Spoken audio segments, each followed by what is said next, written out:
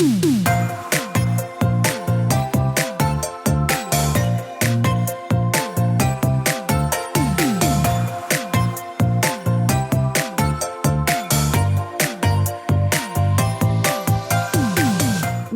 to the Plant-Based Podcast. Did you know that plants are truly amazing? Not only can you grow them and eat them, you can also wear them, drink them, nourish your skin with them, and so much more. Let Ellen and Michael inspire you to love plants as much as they do, as they chat with the movers and shakers in this wonderful plant-based world. So, let's dig in. Hey Ellen, you're getting really patriotic this year. I've seen recently you've planted up a British patio container with only British grown plants. You are absolutely right, I did, and it's a very beautiful British patio container pot at that. And all the plants in the container were from Hillier Garden Centres. I know, gorgeous lavender, you've got that lovely perennial candy tuft as well. Do you like mine though? I've got that lovely golden acer. Are you jealous? I am not jealous because mine is nicer than yours. So I planted up a really nice, cool, calming, well-being kind of pot, and yours was fiery and vibrant, wasn't it? Wow, absolutely. And those plants were from Hillier Garden Centres, and then they actually support Series 7 of the Plant-Based Podcast. And did you know that Hillier actually nurture over 1 million top quality plants each year at their Hampshire nursery? Hillier are your go-to for quality British grown plants. So why not visit hillier.co.uk to shop now, or search Hillier Garden Centres on Facebook, Twitter or Instagram, and you'll get loads of inspiration for creating your ideal garden or outdoor space.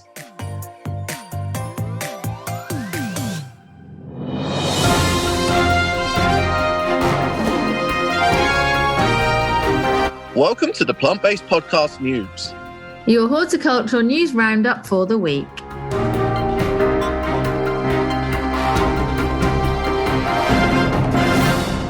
Beans or legumes are being billed as a food of the future. They are cheap, high in proteins and B vitamins, and adapted to a wide range of environments from ocean shores to mountain slopes.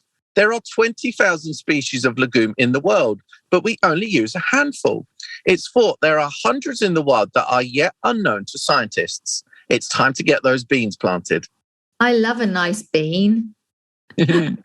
A rose named after a famous North Wales gardener who was once one of the first black gardeners in the UK has been planted in the gardens of Buckingham Palace. The John Y. Stumlin rose, commemorating the 18th century horticulturalist, is believed to be the first rose bearing the name of an ethnic minority Briton. John Y. Stumlin was kidnapped from West Africa and taken to Wales in 1746 as an 8-year-old. He became a servant and then a gardener on the estate.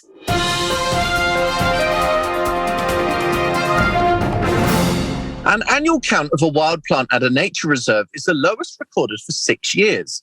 The survey of the Snake's Head Fritillary at Iffley Meadows by the Berkshire, Buckinghamshire and Oxfordshire Wildlife Trust saw 45,000 purple blooms tallied up. The Trust said although the total was the lowest since 2016, it was still within the annual fluctuation in numbers that one would expect. Sounds like a great reason to plant some in your own garden anyway. Archaeologists have begun excavating a Glasgow park to uncover traces of a landscape hidden beneath the turf. They are not looking for traces of an ancient settlement, though, but they're looking for the Glasgow Garden Festival, which was held 34 years ago. The University of Glasgow team is trying to fill gaps between written records and memories of the event. The 1988 festival on the south of the River Clyde was seen as pivotal in Glasgow. Excavations and geophysical surveys to identify what remains of the event began on Monday at Festival Park.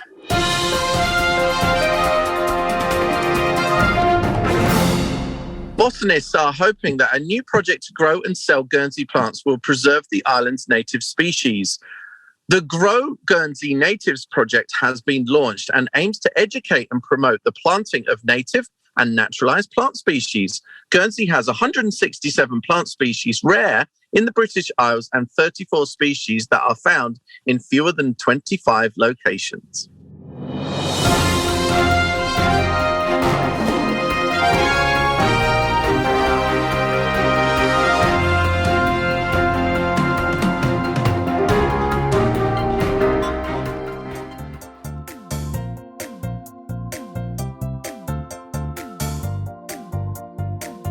So, Michael, where are you right now?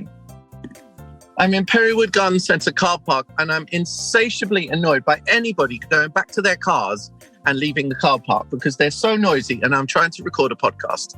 I mean, don't it's they completely know what you're irrational, doing? but there we are. Yeah, they should know exactly what you're doing and who you are, shouldn't they? Honestly, Ellen, this week is M-A-R-E, Mare. Mare. It's a mare. I thought you were going to say M-A-D. Honestly, like Chelsea and M-A-R-E. Just kind of gadding up to Leeds and back and doing this and that. And the other night, I had a dream that I was tired. I think that is like Inception, right? to actually but dream, you must be the same, darling. You to must actually have your dream jet that lag you are still. tired means that you are definitely tired. That is for sure. Yeah, How's your jet lag, Beanie? Jet lag caught up with me the day after Chelsea, that's for sure. Yeah. I was completely unable to move. Like usually it's only the first night, but it's just such a busy week. There's so much to do this week. I mean, we're full on into like the growing season, aren't we? Like this as well, yeah. Over these next months, not only at home, but then obviously all of work and everything just kicks off, and it's like, wow, it all comes at once. Oh my flip. And then of course it's been the week of Chesa, which is our new colloquial term for Chelsea Flower Show. Chesa. Yeah. The Chesa Flower Show. We better copyright that because the RHS will be nicking that, I'm sure. How did you find Chesa? Shall we do a quick roundup of what we enjoyed at Chelsea Flower Show? Yeah, defo. I really enjoyed the tusk. You really enjoyed the tusk? Do you know, there's a really obscure BBC comedy show, and I wonder if anybody listening knows it. It's called Look Around You, and it's like a spoof science program. Right. And there's a bit in it where there's this like medical robot that like rearranges people's faces, and it's completely spoof-like, and he's fed on hundreds and thousands, and he does this plastic surgery on one of the presenters. And the guy at the end, he's like completely mutilates his face. And the other guy, all he can say is, I particularly like the tusk. It just makes me die. It's so funny, but it's maybe not your humour, Ellen. That just sounds like the weirdest thing I ever did hear. It's weird, but so funny. And so I think, like, because I'm sure I said to you before now, I particularly like the tusk. You're like, you said I particularly like the tusk, and I'm like, what? You even WhatsApped it to me yesterday. Well, I wonder if anybody knows what we're talking about. But anyway, tell me all about Chesa, babe. All about Chesa, not the tusk. Let's start with the show gardens. Did you see any you loved? Shall I tell you what ones I loved the most first? Oh, yeah, defo. Because I know you can't wait. So I didn't get to see all of them, and a couple of the ones I really wanted to see I completely missed, because when you go there, I'm the same. Yeah. You just you go here and you speak to this person and that person, and all of a sudden the time has gone, and you just don't get to see absolutely everything. But from the show gardens I did see, I really, really enjoyed them. Now, I don't know if I have missed something, but usually there's one that is a real standout, either political or environmental, hard-hitting garden. I didn't see that this year. Yeah. Which was last year then, I wonder. It was kind of refreshing, to be honest. Well, actually, was it Hampton? Was it Hampton that we went to? Yeah, Hampton with the plane, wasn't it?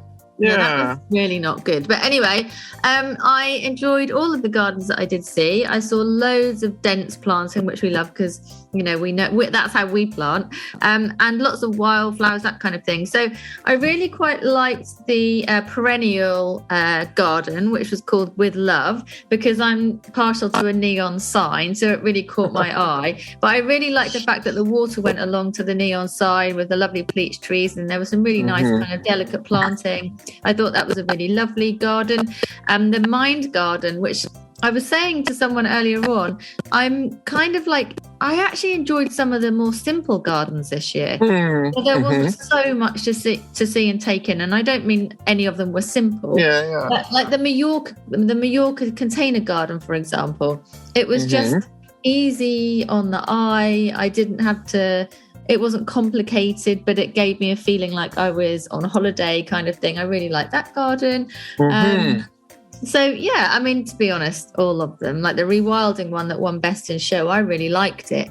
And it's all about rewilding and introducing beavers back into the countryside. I didn't know that when I first looked at it. But it's just all nice country style planting, this lovely like wooden shed. It reminded me just of a nice calm place. And last night, I have to just say, I read some articles in the media that blasted Chelsea this year, including really? Why? Yeah. Oh, well, everyone wants the drama. Oh yeah, so there was a lot of media coverage about how have we forgotten to be gardeners? Like this rewilding garden, this is what the media was saying, because I strongly disagree with it. We're saying things like, you know, we've forgotten how to garden. Like, what about cultivating plants? What's all this wildflower stuff? What's all this grass stuff? And I'm like, oh my gosh, Jesus. Wow. But the media always needs an angle, and it doesn't mean that they're right. And kind of, I guess their role is to always look at what is the opposite of what is being done, to then give a different view in order to give the headline, to give the controversy, to give the clickbait as well. And kind of, it's more for us because we fall for it, you know, and then we're kind of inflamed by it. But I guess that's really their role with anything in the news, really. And the other thing that I'm a bit kind of bored of is always like this narrative where, oh, suddenly random celebrity into gardening. That's so funny. Isn't it amazing that they're into gardening, which is kind of like mocking gardening, that is such a low rent thing. Why would this celebrity suddenly be like enthralled by it? Well, why the flap wouldn't they? Do you know what I mean? Like, why is it so fascinating? And I know that's kind of like, it's nice because like celebrities are obviously very mainstream and that brings other people in, but I just don't like the way they deliver it. Like, it's such a novelty that someone would possibly be interested in planting a hedge. Like, it's kind of like cheapens it a bit. It's like, it's like they're laughing at it. Do you know what I mean? And also like, I just saw someone shared an article talking about, you know, oh, gardening is cool.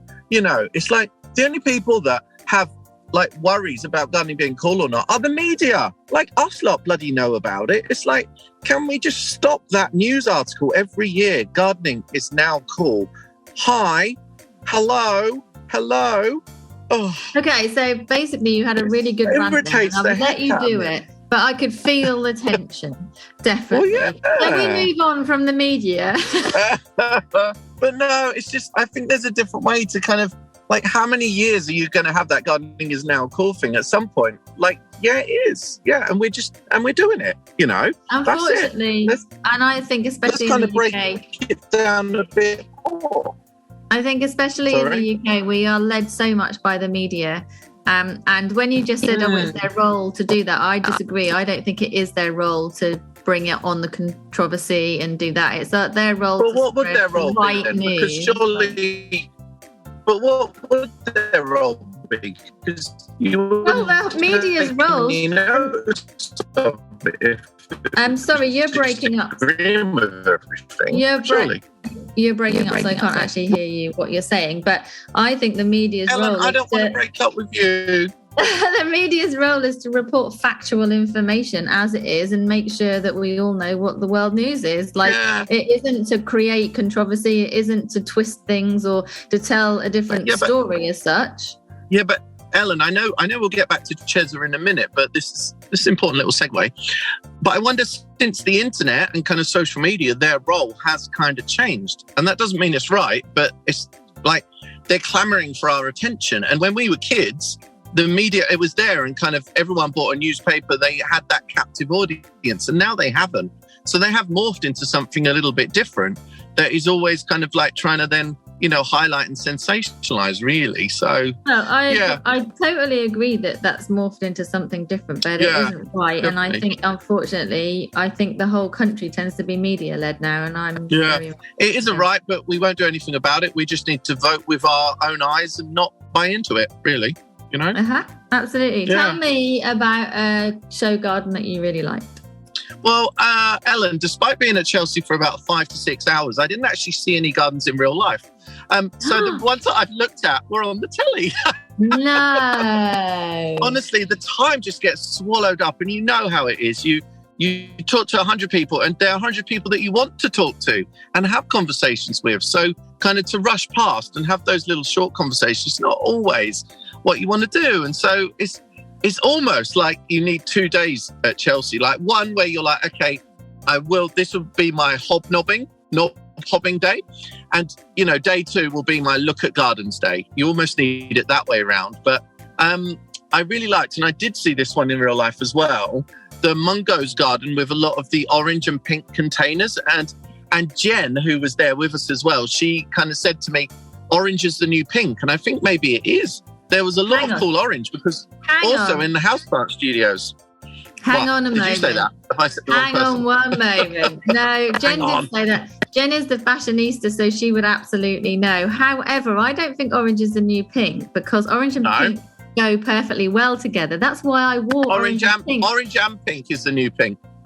Orange and pink is the new black. It's like orange is the new black. Like orange and pink is the new black. So I wore orange and pink for Chelsea, and I literally matched everywhere we went, like the Cloud Gardener, the Plant Studios, the Mungo's Garden. You were bang on trend, honestly. Bang on trend for the first time ever.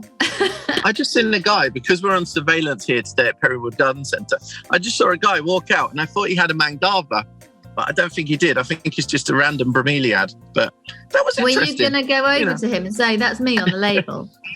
Yeah. But very interesting. Single guy in his 50s, just walks out with a bromeliad. Gardening's cool. So yeah, and do you know what? I didn't even see that ice garden in real life either. That's one I didn't see either. I have no idea where it was. Yeah. Oh... Next year, I need to have a hit list and I need to wear a disguise, maybe a blonde wig, something like that. Yeah, I had a hit list. But I had a hit list and I'd done most of them, but I didn't get to see the ice garden. Houseplant Studios, we spent a bit of time there at the beginning. That was brilliant, and the balcony gardens, we did spend a bit of time there. And Floral Marquee, that was cool as well. Oh my God. I don't know if you were there later on when I was fangirling all over those delphiniums from Home Farm. Oh my gosh.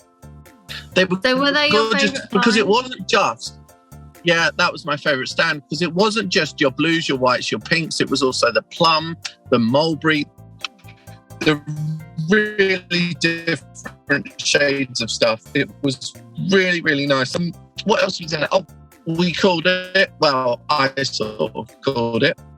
I had Semponium as my number 2 and it came number 1, which was pretty cool. Yeah. How'd you feel about that, Ellen? I was surprised at the Semponium one, to be fair. I just couldn't imagine that the RHS judges would have picked something quite so cool. Yeah, I guess it's ticking a few boxes here and there, but because you went for the rose, and I thought maybe emotively they would have gone for that as well. So, but I think the best plant won because it is it's a breeding breakthrough, it's hybrid for the first time. It ticks all the sustainability and kind of environmental boxes as well. So I think it's a rightful winner for sure. And it's funky and it's indoor-outdoor as well. So that's another lovely aspect to it. So it's Semponium Destiny, and you can find that at Surreal Succulents online. There's another Semponium on their website as well, because I looked at it earlier on too, and they are very cool indeed. Yeah, I think there's about 4 or 5 by now. I've got Sienna fresh on my back, as you know. Can you see it? Semponium tattoo on your back, very nice. So what else did I love at Chelsea? Did you know what? I didn't even eat anything all day. I'm sure I didn't. Me neither. We had some canapes, some nice pea ones. They were nice. Yeah. Actually, describing them doesn't sound nice at all, does it? They were tiny little canapes, and by the time we'd finished the show, I was dead on my feet. I was so hungry. Honestly, I was just like a gibbering wreck, to be honest. And I still, Jen still had to go back on the tube and in the car with me, and I was just like, blop. We actually had to have. We went to a coffee shop just outside Sloane Square just for that little download, because you just, oh my God, your sensations are just everywhere, and meeting a lot of people for the first time that we kind of knew from online, which was a lovely kind of link up as well. So I love kind of that. Continuation of a relationship you have online, to have that online, offline. Yeah, you know what I mean.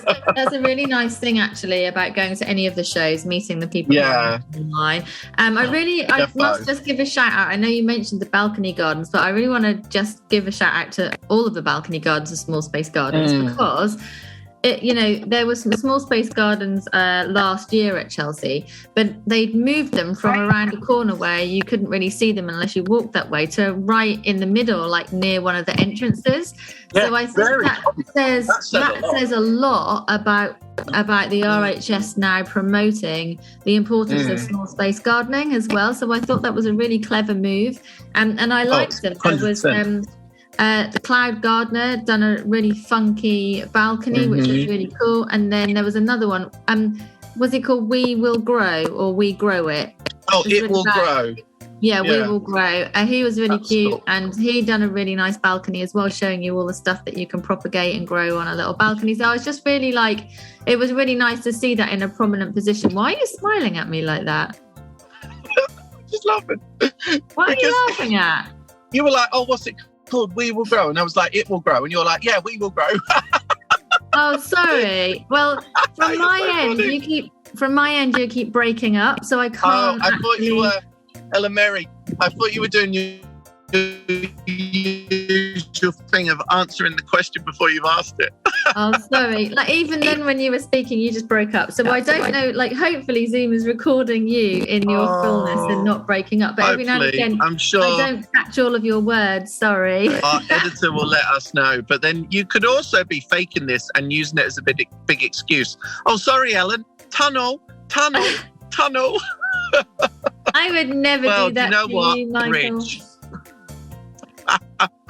Oh dear. So yeah, it's been a lovely week. Do you know what? I actually enjoy watching it on TV. Those programs are really well put together, and they do give you a chance to really get inside the gardens and see them, because as a visitor, you don't get in all the nooks and crannies. You don't have enough time to really feel each of the gardens as well and kind of read the info, kind of indulge yourself. So that the TV coverage is essential, really. I totally agree with that.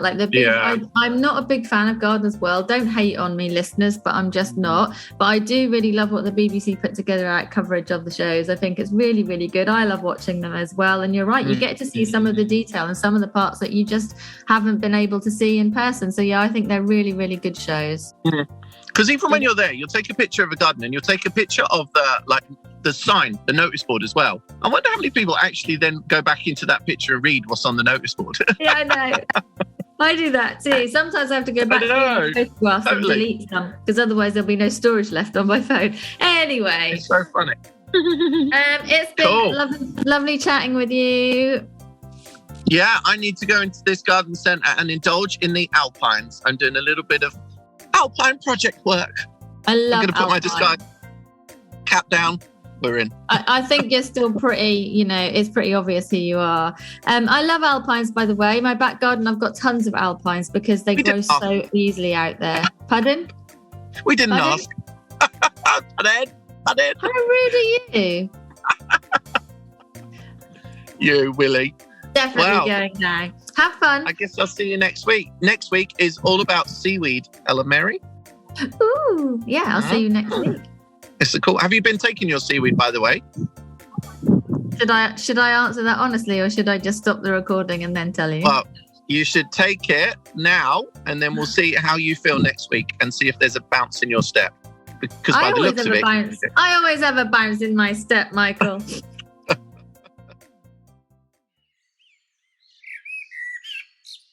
Series 7 of the Plant-Based Podcast is brought to you with the help of Hillier Garden Centres, bringing you over 155 years of horticultural expertise.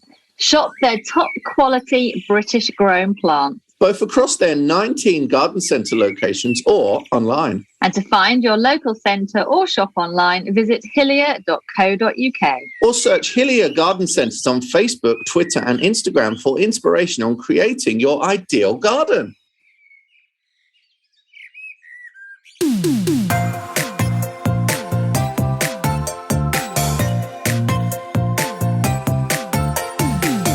The music for the Plant-Based podcast is part of the song Grow by Mikey James, and our editor is Gareth Patch of Semi Echo.